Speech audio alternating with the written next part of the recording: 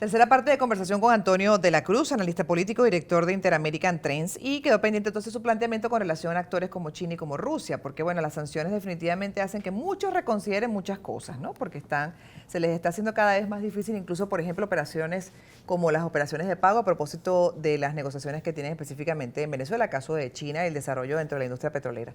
Entonces, bueno, uno se pregunta hasta qué punto pueden girar su política por esto que está ocurriendo con las sanciones, cada vez más fuertes hacia el régimen y todo aquel que tenga de una u otra manera que ver con el régimen de Maduro, incluso hasta el de Chávez.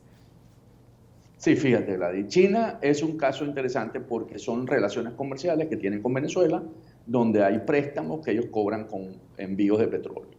¿Y qué pasó, qué ha pasado hasta ahora? Después del 30 de julio, ¿verdad? Que en la que entran las sanciones y también después del 5 de agosto, que no, las sanciones indican que no puede nadie tener negocios con la administración del régimen de Maduro. China opta por no embarcar petróleo en aguas venezolanas. Decide Petrochina y China National Oil Company no volver a importar porque pueden ser sancionados y ellos tienen operaciones internacionales que podrían ser afectadas. Entonces China decide hasta que el Tesoro americano muestre cómo van a hacer si va a continuar con las sanciones o va a dar licencias para poder seguir cobrándose la deuda, ellos deciden suspender la importación de crudo venezolano. En el caso de Rusia, vemos que ese es un problema geopolítico. Rusia, en ese sentido, ve que Venezuela le permite estar en el patio trasero de Estados Unidos, molestarlo. O sea, no llegaría a arriesgar toda su influencia en el área, como apoyando militarmente ya con tropas a Maduro, pero sí le molesta, le genera a través de la empresa privada de guerra, Wagner, de los rusos, tiene ahí alrededor de ellos hablan de unos 500, 600 personas, ¿verdad? De técnicos, que les permite más o menos mantener en un estado adecuado los equipos que le han vendido desde que se compró Rusia a Venezuela. Entonces, tenemos ese componente. Entonces, Rusia es geopolítico, China es comercial.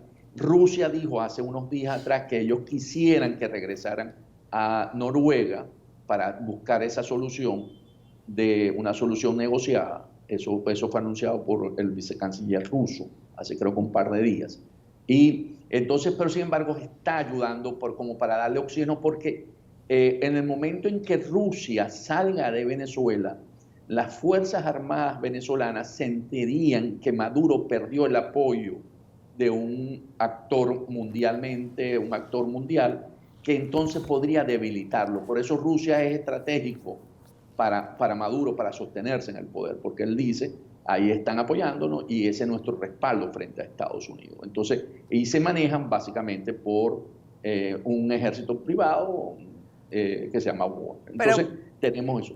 Claro, pero pregunto nuevamente el tema de las sanciones, como cada vez son mucho más asfixiantes para todo el sistema nacional y también dentro de todos los que son las movilizaciones financieras internacionales. Pero ¿hasta qué punto esas sanciones, si además se agudizan, podrían hacer que China y Rusia, independientemente de los objetivos de estos dos países, puedan reconsiderar su política hasta ahora, bueno, flexible con relación a la crisis venezolana y a pesar de lo que implica para la población venezolana la crisis, y bueno, acompañar a Estados Unidos en la presión hacia el régimen y su salida?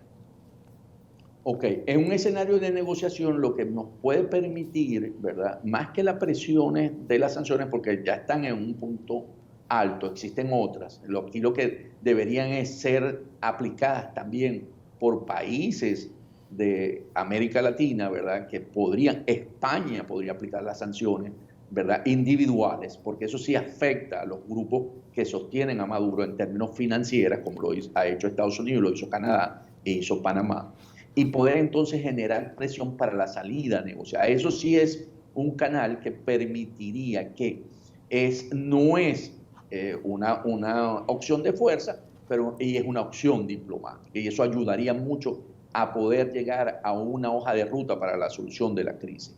En el caso de Rusia, volvemos a decir, Rusia sí está embarcando crudo desde Venezuela a través de Rosneft.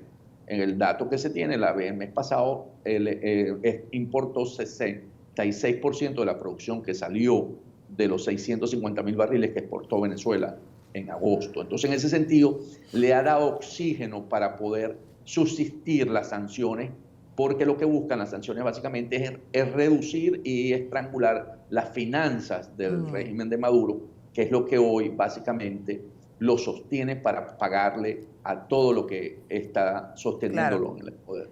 Claro, de hecho lo escucho y bueno, ya estamos hablando de casi el último trimestre de 2019 y digamos todo este mecanismo de presión hacia el régimen comenzó todavía con mucha más fuerza en 2018 y lo que va del 2019, pero uno siente, de acuerdo a cómo se están manejando las cosas y lo que ha venido ocurriendo, que pareciera que estuviésemos como una especie de punto cero con relación a la crisis venezolana y la actuación de la comunidad internacional por cómo Maduro ha reaccionado todo este tiempo y su entorno también, y esa negación a entregar el poder y lo que pareciera ser además también una postura permanente. De hecho, Guaidó recientemente ha dicho, por ejemplo, que no va a entregar, que hay que arrebatarle el poder. Entonces, bueno, de acuerdo a todo esto, ¿a qué conclusión llega usted, por ejemplo? Ok, yo coincido contigo en que en este último trimestre debería haber todo el mayor esfuerzo para lograr la hoja de ruta de la salida de Maduro del poder.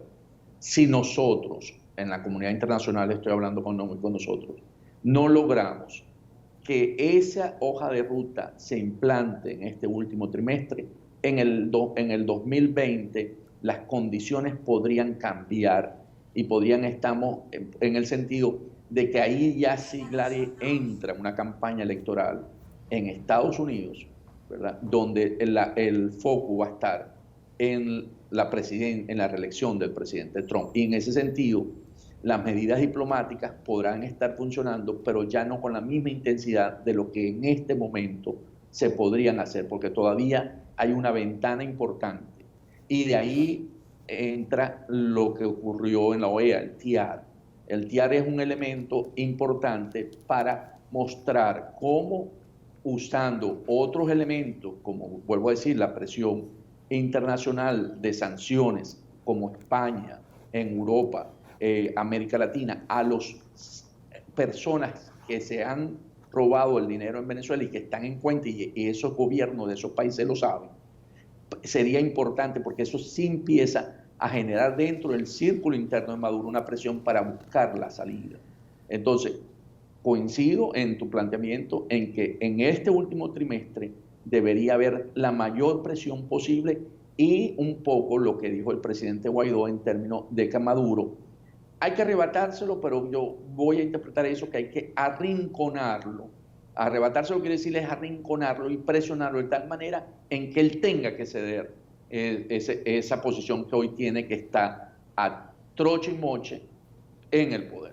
Claro, y ahí también quisiera su punto de vista con relación a la postura que tienen algunos de que estas personas que tienen este criterio ideológico revolucionario, de esta izquierda marcada hace mucho tiempo, incluso, bueno, desde, por ejemplo, conocida en la historia además y destacada por algunos como en el caso cubano, la Revolución Cubana, que todavía sigue influyendo en países como Venezuela, es gente que se niega, que tiene un pensamiento insurgente y se niega a entregar el poder, que verdaderamente, o sea, sería una utopía pensar que en algún momento de la historia de este país, Maduro y su gente va a decir, entrego, no puedo más, esto se nos fue de las manos y definitivamente hay que reconsiderar un cambio para Venezuela. Que eso incluso algunos lo ven como un imposible por el pensamiento que tiene esta gente. Yo que sea su punto de vista al regreso, desarrollar también un poco más el tema del TIAR, hasta qué punto podría ser aplicado. Y lo otro de lo que no hemos hablado, porque todo el mundo dice, antes de las elecciones presidenciales tiene que haber preferiblemente una solución que sea una victoria para Trump y le permita, por ejemplo, poder obtener esa reelección presidencial. ¿Y qué pasa si eso o sea, llegan las elecciones presidenciales y, bueno, sencillamente Trump no gana? ¿Cuál podría ser la política exterior de Estados Unidos hacia Venezuela? Y, bueno, el régimen, por supuesto, continúa para ese momento. Quisiera también su punto de vista al regreso.